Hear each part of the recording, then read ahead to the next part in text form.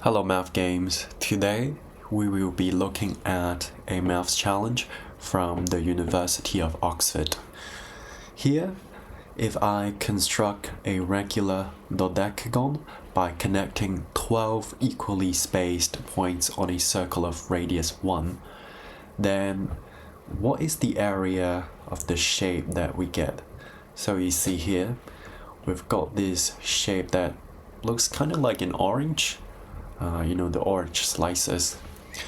So it says we have 12 equally spaced points, right? So if we look at the diagram, we see that by connecting those 12 points, we actually have 12 identical triangles.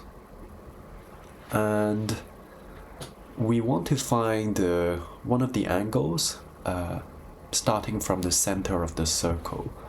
So we have 12 triangles like this, and we want to find the value of the angle here.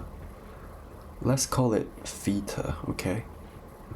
And we also know the radius of the circle is 1, so the sides of these triangles really are 1 here, because we know that a circle has degrees 360 degrees. So if we divide 360 by 12, that gives us 30. That means theta is 30. So we now know all the information we need to know about the triangle, which is the two sides are of length 1, and the angle between those two sides is 30 degrees.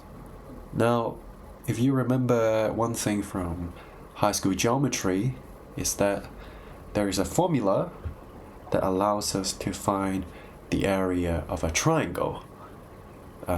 And that is half AB sine C.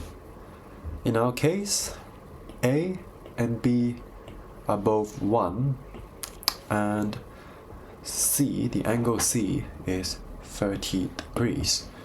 So we get a half times 1 times 1 times sine of 30 degrees.